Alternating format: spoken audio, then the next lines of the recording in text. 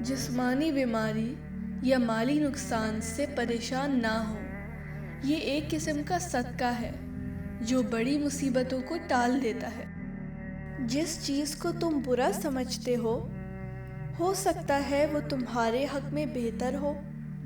دعا مانگنے کے کچھ اصول ہوتے ہیں، جو ان اصولوں پہ پورا نہیں اترتا اس کی دعا قبول نہیں ہوتی۔ بعض اوقات انسان سکون کو ہر چیز میں تلاش کرتا ہے، لیکن وہ اس کی اپنی ذات میں چھپا ہوتا ہے۔ اگر غرور میں مبتلا ہونے سے بچنا چاہتے ہو تو خود سے زیادہ ذہین شخص کی صحبت اختیار کرو۔ اگر اچھا بولنا چاہتے ہو تو اچھا پڑھنے اور سننے کی عادت ڈالو۔ برے کاموں کی سزا ضرور ملتی ہے، لیکن سزا کا انداز مختلف ہو سکتا ہے۔ خود غرض، جاہل اور بے وقوف لوگوں پر جب احسان کرو تو پھر ان کے شر سے بچو۔ اگر دنیا اور آخرت کی کامیابی چاہتے ہو تو اللہ کے بندوں سے اچھا سلوک کرو۔ شیر سے نہیں، بھوکے شیر سے ڈرو۔ دل کی سچائی اور پاکیزگی سے کامیابی انسان کا مقدر بن جاتی ہے۔ جب انسان اللہ کے قریب ہوتا ہے تو اللہ بھی اس کے قریب ہو جاتا ہے۔ جب اللہ پر مکمل یقین ہو تو اس کی مخلوق سے نہ گھبراؤ۔ اللہ تعالیٰ نے فرمایا، میں ویسا ہی ہوں جیسا میرا بندہ مجھے تصور کرتا ہے۔ دشمن کا انتخاب اس کی ذہانت دیکھ کر اور دوست کا انتخاب کردار دیکھ کر کرو۔ بات چیت کرنے سے انسان کی عقل مندی میں اضافہ ہوتا ہے، لیکن تنہائی وہ اسکول ہے جہاں سے عظیم لوگ جنم لیتے ہیں۔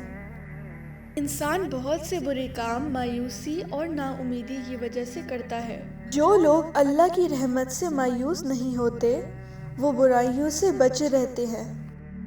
وہ خسارے میں ہے جو اللہ سے کیے گئے وعدے کو پورا نہیں کرتا۔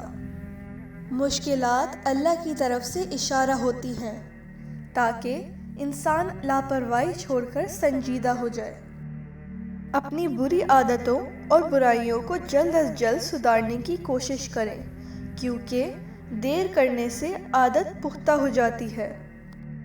جس طرح ہم کھانے میں کنکر یا بال برداشت نہیں کر سکتے، اسی طرح ہماری روح بھی کوئی غلط کام برداشت نہیں کرتی۔ محبت تلاش کرنے کے بجائے ان رکاوٹوں کو دور کرنے کی کوشش کریں جو محبت کی راہ میں موجود ہیں۔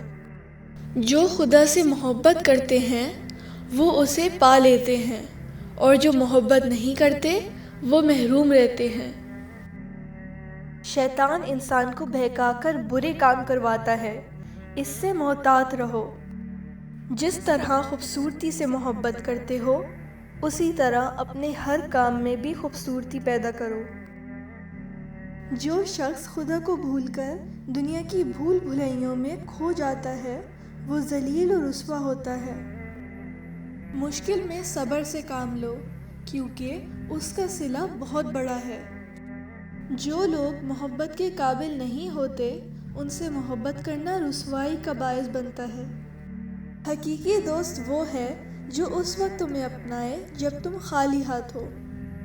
نماز پڑھتے وقت یہ تصور کیا کرو کہ تم اللہ کے سامنے سر جھکائے کھڑے ہو۔ جو لوگ خدا سے دور ہیں ان کی زندگی سے سبق سیکھیں اور اپنی اصلاح کرنے کی کوشش کریں۔ ان کو فالو کر کے اپنی زندگی تباہ نہ کریں۔